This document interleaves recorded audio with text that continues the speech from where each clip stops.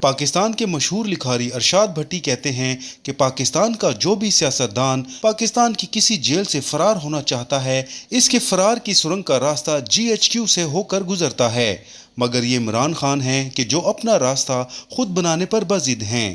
آج کل پاکستان کی جیلوں میں قید تمام قیدیوں میں سے سب سے مشہور قیدی کا نام عمران خان ہے۔ کسی زمانے میں پاکستان کی سب سے سخت جیل مچھ جیل سمجھی جاتی تھی، لیکن آج کل سخت ترین جیل کا نام اڈیالہ جیل ہے۔ یہاں پر جیلر کو قیدی سے ہنس کر بات کرنے پر بھی غائب کر دیا جاتا ہے، مگر اس قیدی کا جذبہ ایسا ہے کہ آپ کو ان کی سیاست سے لاکھ اختلافات ہوں، لیکن ان کے جذبے سے ان کے سیاسی مخالف بھی تنگ آ چکے ہیں۔ جس طرح عمران خان نے پاکستان کی سیاست میں نئے انداز متعارف کرائے ہیں، اسی طرح انہوں نے اڈیالہ جیل سے فرار کا انوکھا منصوبہ بھی سوچ لیا ہے۔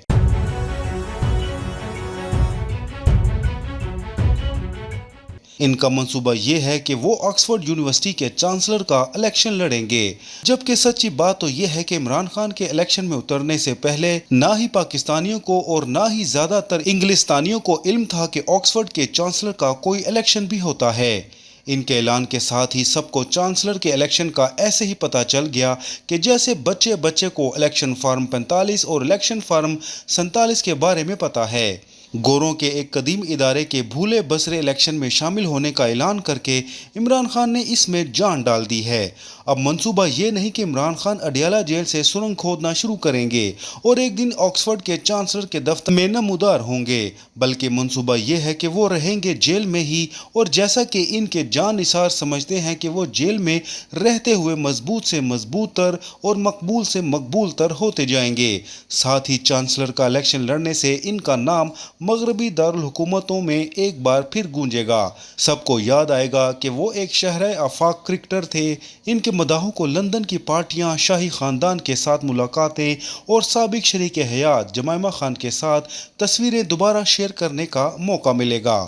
ان کے کینسر ہسپتال کا ذکر آئے گا۔ یہ بات بھی یاد آئے گی کہ وہ پاکستان کے سابق وزیر اعظم بھی ہیں اور اب ان پر موسیقی خیز قسم کے مقدمات چلائے جا رہے ہیں۔ چانسلر کے انتخاب کے لیے عمران خان کے علاوہ کسی دوسرے امیدوار کا نام بھی شاید آکسفورڈ سے باہر لوگ نہیں جانتے، لیکن الیکشن ہوتا ہے جس میں گمنام امیدوار بھی اپنا زور لگاتے ہیں۔ ایک برطانوی صحافی نے ایک کالم میں عمران خان کے خلاف انتخابی مہم کا محاذ کھول دیا ہے۔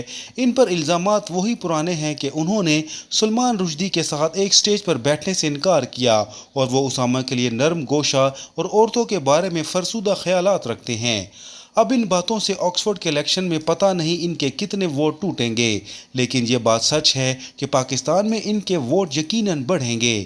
اگر وہ یہ الیکشن جیت جاتے ہیں تو قیدی نمبر 804 کو گوروں نے بھی اپنا لیڈر مان لیا، اور ہار گئے تو گوروں کی ازلی اسلام دشمنی اس الیکشن کا نتیجہ کچھ بھی ہو دنیا کو یاد آئے گا کہ عمران خان ایک سیاسی قیدی ہیں اور غالباً دنیا کے حسین ترین سیاسی قیدی بھی ہیں۔ سیاسی قیدی جیل کی سختی برداشت کر لیتا ہے لیکن گمنامی نہیں، تو عمران خان ایک بار پھر مغربی میڈیا کی شہ سرخیوں میں ہوں گے۔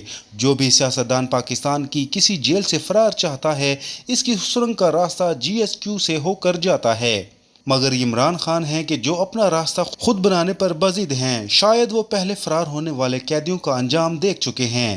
سیاستدانوں میں جیل سے فرار ہونے کا سب سے زیادہ تجربہ نواز شریف رکھتے ہیں۔ وہ اٹک قلعہ سے فرار ہو چکے ہیں اور کوٹ لکھپت سے بھی، لیکن اتنی مرتبہ فرار ہونے کے بعد اب وہ گھر جاتی عمرہ میں بھی اپنے آپ کو قیدی ہی سمجھتے ہوں گے۔ سوچنے کی بات تو یہ ہے کہ وہ اب فرار ہوں گے بھی تو کہاں جائیں گے۔ دوسری طرف عمران خان اپنی سرنگ کھود رہے ہیں اور کوئی جیلر انہیں یہ سرنگ کھودنے سے روک بھی نہیں سکتا۔ مسلم لیگ نون اس وقت پورا زور لگا رہی ہے کہ کسی طرح عمران خان کو اس الیکشن کے لیے بھی نااہل قرار دلوایا جائے، یا کم از کم ایسا قاضی ہی ہائر کر لیا جائے کہ جو عمران خان کے آکسفورڈ کے الیکشن کے انتخابی نشان کو کالعدم قرار دے دے۔ پاکستانی میڈیا کے ہر بڑے چینل پر پچھلے کئی روز سے نون لیگ اس مسئلے کو ملک کی بقا کا مسئلہ بنائے بیٹھی ہے۔